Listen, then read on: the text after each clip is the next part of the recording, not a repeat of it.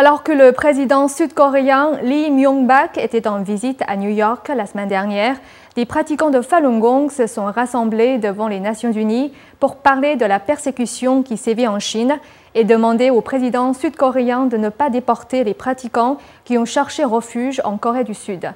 Les détails dans ce reportage. Mardi 20 septembre dernier, les pratiquants de Falun Gong se sont réunis devant les Nations Unies à New York pour appeler le président sud-coréen Lee Myung-bak à cesser de déporter les pratiquants du groupe spirituel vers la Chine. À l'heure de la visite de Lee devant l'Assemblée générale de l'ONU, où il devait recevoir un prix pour la démocratie et les droits de l'homme, un jeune réfugié chinois de 25 ans attendait dans sa cellule de Séoul d'être déporté vers la Chine. Ce jeune homme, Jin Jin-che, est pratiquant de Falun Gong, une pratique de méditation chinoise que le régime communiste persécute depuis 1999. Le 5 septembre dernier, l'administration coréenne de l'immigration de Corée et la police ont arrêté Jin après que sa demande de statut de réfugié ait été rejetée. S'il est renvoyé en Chine, il risque la torture, voire pire. Les pratiquants de Falun Gong de New York, qui ont subi les persécutions du régime chinois, racontent leur histoire en espérant que Jin n'ait pas à vivre le même destin. Cette pratiquante a été arrêtée 9 mois par la police chinoise et condamnée à 7 ans de prison.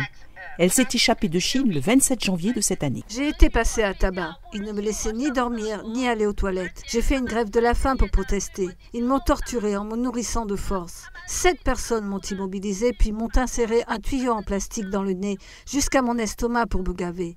Ils disaient « On se fiche que tu vives ou que tu meurs ». Une autre pratiquante qui s'est échappée de Chine en 2010 décrit d'autres méthodes de torture utilisées par le régime. Un exemple de torture brutale, spécialement pour les femmes, c'est l'utilisation de bâtons électriques sur les parties sensibles, les seins, le ventre et d'autres zones. Le représentant américain Chris Smith soutient l'appel fait à la Corée du Sud de cesser les déportations. Il est bien connu que les pratiquants de Falun Gong sont brutalement persécutés en Chine, ainsi que de nombreux autres groupes cherchant à exercer leur droit de conscience, de religion, leur liberté de penser, un droit reconnu internationalement.